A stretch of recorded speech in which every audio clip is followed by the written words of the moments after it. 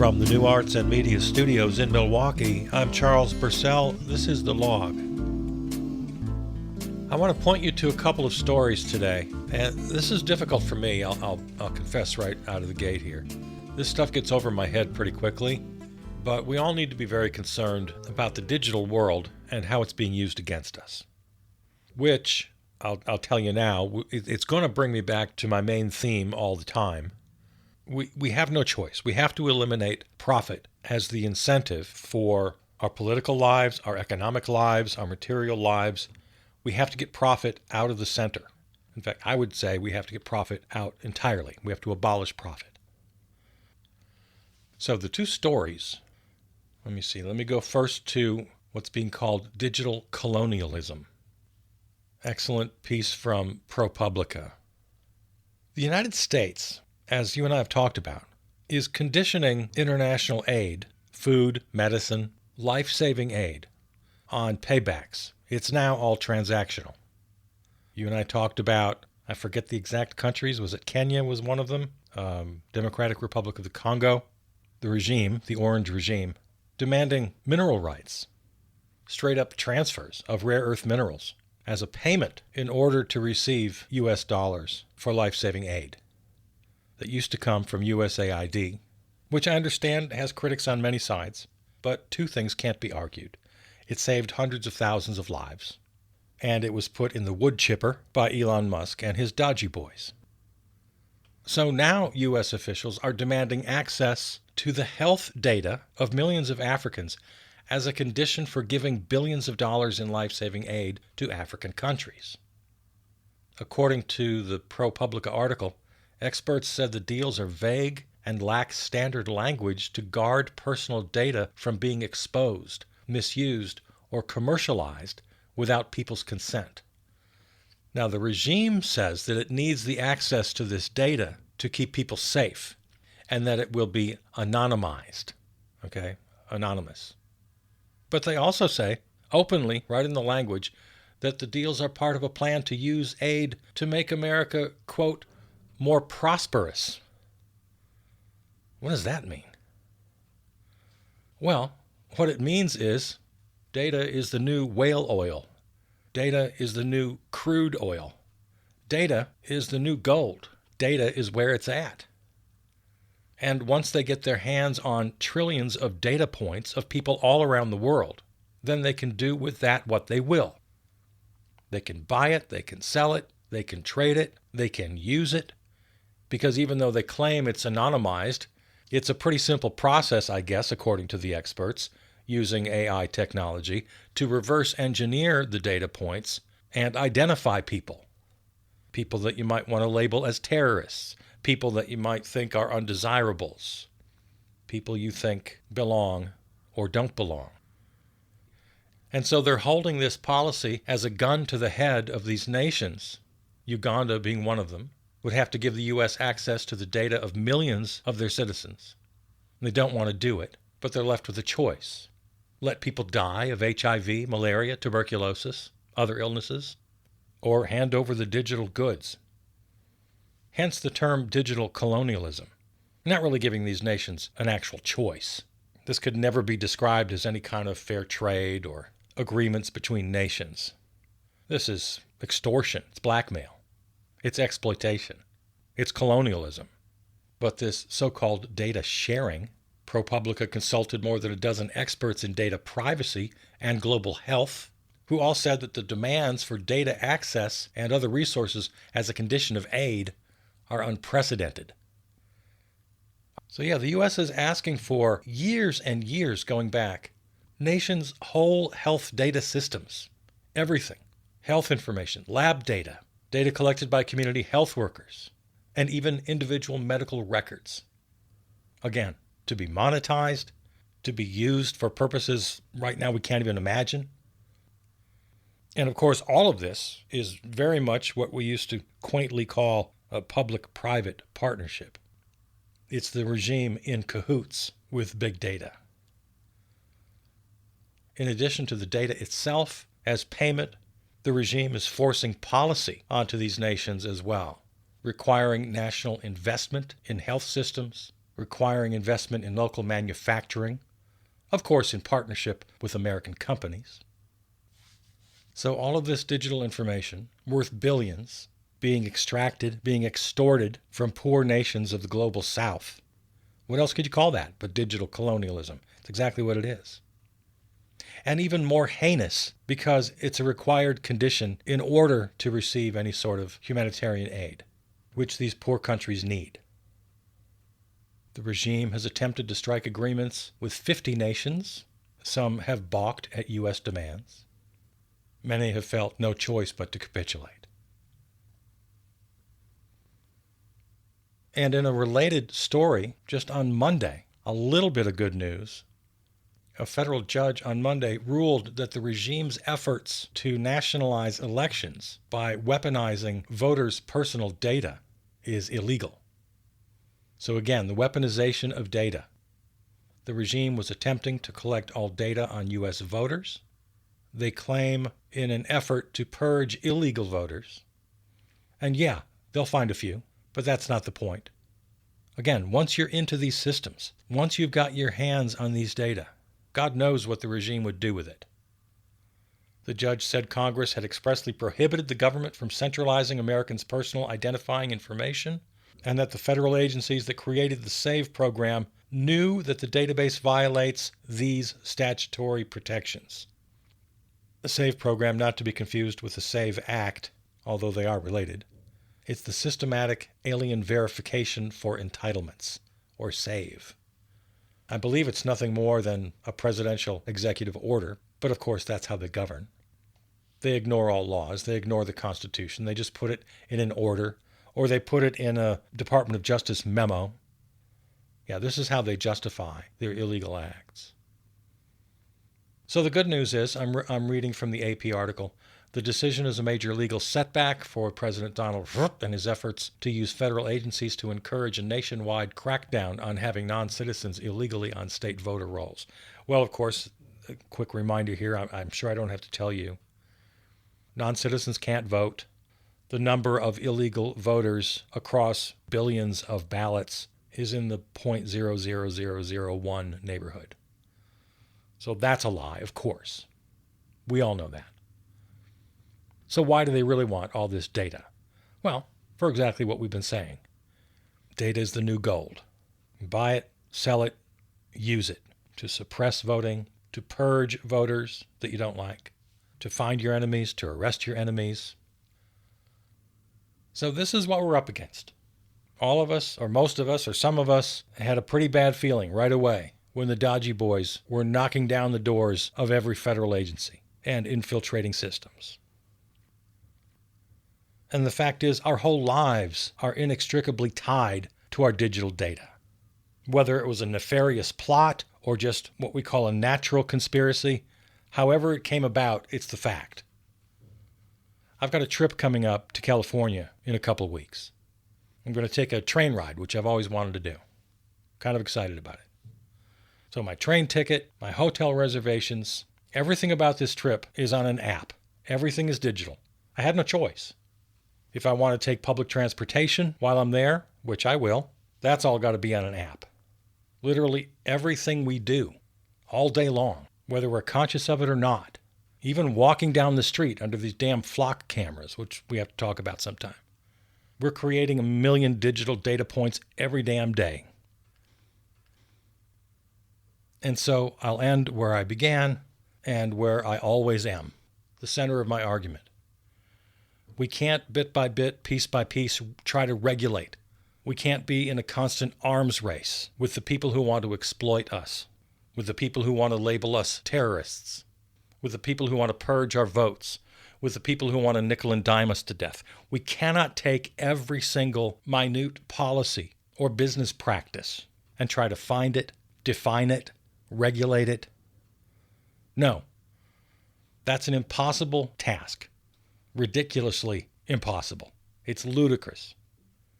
Our only option, we only have one option: abolish profit, establish real democracy, and recognize free travel across borders as a universal human right. This is why I talk about these big solutions. because every individual crime against us, every one of them, is a direct result of our imprisonment at the hands of profit, borders, and authoritarian nation states. We cannot incrementalize our way out of this. We can't regulate our way out of this. We have to fight this at a holistic level, because the people and the systems exploiting us are rapidly moving into areas that are not even visible to us. They're happening out of our peripheral vision. It's like the dangers of AI itself. We got to unplug this system before it's operating entirely out of our vision, let alone our control. Well, if data is the new gold, then water is the new, well, it's what it's always been. The single most essential resource we need for life itself.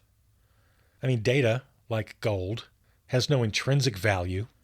Oh, it's good for some computer and high-tech device applications, I suppose, in small amounts. I guess you can still fill teeth with it. I'll give you that. But other than that, gold only has value because we have assigned it value. And so we believe it has value, and so it has value? No. That's not real. That's magical thinking. And we have to abolish magic from the economy and put it back where it belongs. Magic belongs in music and poetry and falling in love and on stage with rabbits and hats and card tricks. We can't afford magical thinking in economics anymore. So what was I talking about? Oh, right, water. It's drying up. Have you heard of the Ogallala Aquifer? It's America's largest underground aquifer. Spans approximately 174,000 square miles across 8 states, from South Dakota down to Texas. The Ogallala Aquifer, also known as the High Plains Aquifer. And the Department of the Interior's United States Geological Survey, the USGS, has announced that we're losing it. The aquifer is the lifeblood of American agriculture, provides roughly 30% of all groundwater used for U.S. irrigation. But it's in an existential crisis right now, largely because of that irrigation. Agriculture extraction severely outpaces natural replenishment from rainfall. In some regions, like the Texas High Plains, water levels have plunged by up to 80 meters. That's 262 feet. It's left parts of the reservoir entirely depleted, and it's threatening the long-term viability of the region's farming communities. And this goes way beyond the impact just on local wells. The Ogallala sustains a massive $35+ billion agriculture economy. And so as the water table drops, farmers are hit with skyrocketing costs. It costs more to extract, dwindling crop yields. So what's true across the country, and is especially illustrated here, farming is no longer a financially viable profession. As you and I talk about all the time, our most important needs, in order to meet them, no longer financially viable. What's more fundamental, basic, important than growing our food? But other areas, education, nobody can make that work financially. You can't make a decent profit on housing without exploiting people and leaving 30% of the country out, without a house or underhoused. Nobody's figured out how to have a healthy news media that turns a profit. That's why we're all about abolishing profit around here. And this crisis in the center of the nation, the aquifer runs down from South Dakota, covers most of Nebraska, much of western Kansas, the panhandle of Oklahoma, and then down into Texas, also reaching into Colorado, New Mexico, and Wyoming. The clock is ticking on these people. And it's not only there. California's Central Valley Aquifer, another vital agricultural engine, as this report puts it, suffering from similar severe long-term depletion. So the solutions, according to the USGS, aggressive water management. Okay, here's our first problem. You can probably see me rolling my eyes right now. We're going to leave the whole profit-centered capitalist system in place and just try to regulate it with aggressive water management? So you're just calling for more regulation? All right, good luck with that. The other thing they propose is a shift toward sustainable farming practices. Good. That's very good. That's great. Love to hear that. Show me how that makes a profit. No one has shown us yet that sustainable farming practices, though laudable they are, can turn a profit. Is that me criticizing sustainable farming? No, it's me criticizing the very concept of profit. Finishing off the USGS summary here. The depletion of these non-renewable resources risks destabilizing the nation's food supply and transforming once fertile plains back into arid dust bowls. So these are problems that anyone could have predicted. These are problems that have been developing for decades, if not centuries. Any large agricultural system that depends on irrigation is a horribly flawed system right out of the gate. How did we not see this coming? Well, of course, some people did, but they didn't have the power, they didn't have the money, they didn't have the influence to stop this madness. California should never have become the agricultural powerhouse that it became. For that matter, all of Southern California, the whole Los Angeles area, relies entirely for its power on the Colorado River, which has been drying up for decades. Building cities like Las Vegas, Nevada, Phoenix, Arizona. This is sheer madness. These are places that literally shouldn't even exist, certainly not as these huge metros. According to the Census Bureau, the Phoenix metro area still, to this day, remains one of the top population gainers in the nation. It's growing. It's still growing. This is madness. So yeah, let's talk about sustainability. And that has to go hand in hand with local agriculture. And then the third leg of this stool, abolishing profit. It can't work within our current capitalist system.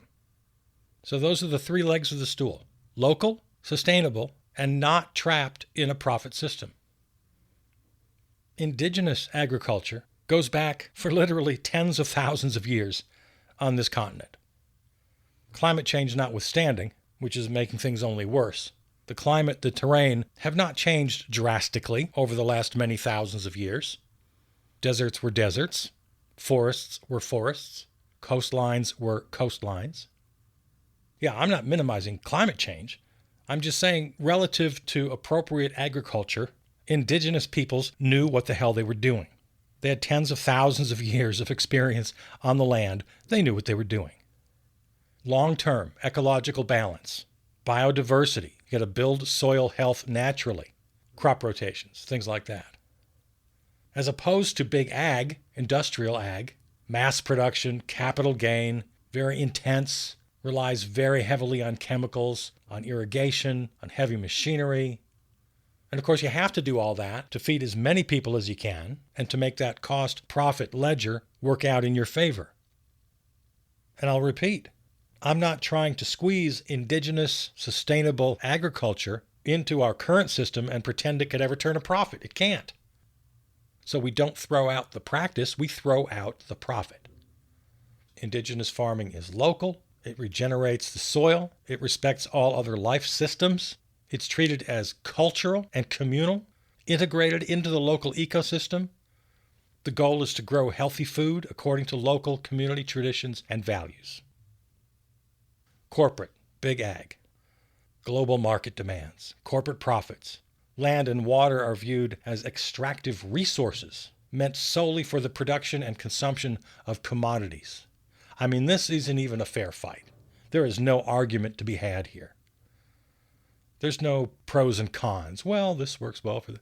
No, the only reason people rely on and say we have to have big corporate ag is because the big ag conglomerates in California and in Texas and in Nebraska have to feed the whole damn country. Hell, half the damn world. We're always talking about selling soybeans to China, for God's sake. No, we're just digging our own graves with all of this. We're extracting resources. We're commodifying everything, including labor. So we're exploiting migrant workers. We're trying to grow a single crop over millions of acres. Have to have pesticides, genetically modified seeds. We're depleting soil fertility. No, we got this all ass backwards.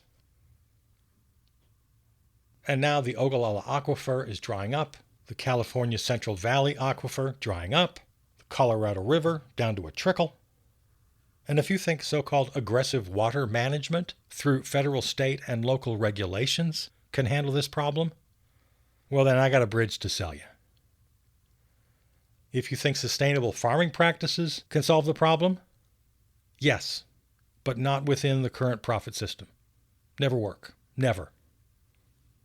Sustainable, holistic farming practices that go back tens and tens of thousands of years on this continent, with no concentration in one particular area but spread out across the continent. No farming deserts and bringing in the water through huge levees. I have zero faith in any so-called solutions that do not honestly confront the suicidal nature of the corporate capitalist big ag model. Indigenous, sustainable practices, and that can only happen outside the profit system. All right, well, there's been a flurry of midweek headlines, many of which really deserve some discussion. So with the limited time I have here, let me just give you a kind of a table of contents, and we'll get to as much of this as we can in our next few segments. So in no particular order and in a kind of a rapid pace here, another boat has been blown out of the water in the Caribbean by Secretary of War Crimes Pete Hegseth. 2 more people killed. There are reports there are as many as 6 survivors. Their fate is unknown. So the total right now is a minimum of 210 murders by this regime. The gerrymandered maps in Georgia are not going to happen, at least not for now, at least not for the 26 midterms. For reasons I guess we'll have to look into, the Georgia state legislature decided not to pursue the new maps. I guess they figured it was too late. I'm not sure the exact story, but that's good news. The Ocean Observatory System we talked about a little while ago, inexplicably canceled by the regime. This is a system that serves ocean science, climate science. It serves forecasters, and it was abruptly canceled. Well, it has now just abruptly been restored, I guess because of backlash. Backlash works. And here's a story we definitely have to spend some time on. 8 people sentenced to outrageous sentences for protesting an ICE detention center in Texas, the Prairieland Detention Center. This is completely off the rails. This is the most extreme example yet that we've seen of the regime labeling political opponents, protesters, as terrorists, finding a judge that'll go along with this BS, and handing out the craziest sentences you've ever seen. 30, 40, 50 years in prison. One sentenced to 100 years in prison. Designed obviously to send a message to all would-be opponents, to all would-be protesters. The much-touted bipartisan housing bill, set to be signed on Wednesday, canceled at the last minute. One of the only examples of a successful bipartisan effort that everybody seemed to be on board with. But instead of signing the bill as planned, the Orange Menace announced at the last minute, nope, not until you pass the SAVE Act, holding the housing bill hostage until he gets his extreme voter suppression SAVE Act through Congress. Speaking of hostage-taking, the regime is holding more than $1 billion in anti-terrorism and disaster money from the Department of Homeland Security, which should be going to states. No, that's being held back unless those states comply with his demands for voter databases, which we've talked about. Yeah, he's obsessed with doing anything possible to prevent the inevitable landslide of the midterms against him. It's his last and only hope. A couple of victories against ICE. Right here in Milwaukee, the Common Council has unanimously passed legislation that ensures the Milwaukee Police Department has a duty to intervene if federal agents, ICE, FBI, use unreasonable force denying the civil rights of folks in Milwaukee to vote, assemble, and speak. Yeah, this is fantastic. Every locality, every state, every city, every county needs to be passing similar legislation in preparation for the tactics the regime will try to get away with, either through continuing immigration raids, and certainly their threats against voters at the polls in the upcoming midterms. They've as much as announced their intentions of using ICE to harass and intimidate voters. So good for you, Milwaukee. In another ruling, a federal judge in California has barred DHS and ICE from making arrests at immigration courthouses nationwide. While we're in the category of good news from the courts, another one. A federal judge on Wednesday permanently barred the regime from implementing the worst of that executive order from day one that require people to show documentary proof of citizenship when they register to vote. This, of course, is also in the SAVE Act, but as you and I have talked about many times, they're attacking this on many fronts. Many of the conditions of the SAVE Act were already written into this day one executive order, now blocked by a federal judge. All the good news notwithstanding, the Heritage Foundation has sent a memo to its donors bragging that the regime has implemented more than half of Project 2025. So just a reminder that the fight continues. I don't know if we're in the third inning or the sixth inning I don't know if we're at halftime. I'm not sure where we are in the sports analogy. All I know is it ain't over. In the words of the great Yogi Berra, it ain't over till it's over. In other news, apparently they caught the guy who cut the 350-foot gash into the reflecting pool. Turned out to be the same knife used in the O.J. Simpson murder. So they're holding him on those charges as well. So we caught the real killer in the O.J. Simpson case and the reflecting pool vandal. Well, of course, that's not true. That's just my little joke. The War Powers Resolution passed this week, with 4 Republicans crossing over to join all Democrats except, of course, for crazy John Fetterman. It was a big night for the Tuesday primary elections. Out of 10 candidates backed by the Democratic Socialists of America, the DSA, 9 of them won, plus Brad Lander, another progressive, and more importantly, a challenger defeating an incumbent, which happened several times Tuesday night. So a really successful night for do-something candidates. Establishment media, establishment Democrats, centrists are all losing their minds. Not to mention, of course, the MAGA crowd and state regime media. The United Nations has gone on record condemning Israel for failing to protect children, accusing them of deliberately targeting and killing Palestinian children, concluding that this constitutes genocide, crimes against humanity. So the United Nations not mincing words on Israel. So there it is. Yeah, just in a matter of 48 hours, the front page is just filled up with headlines.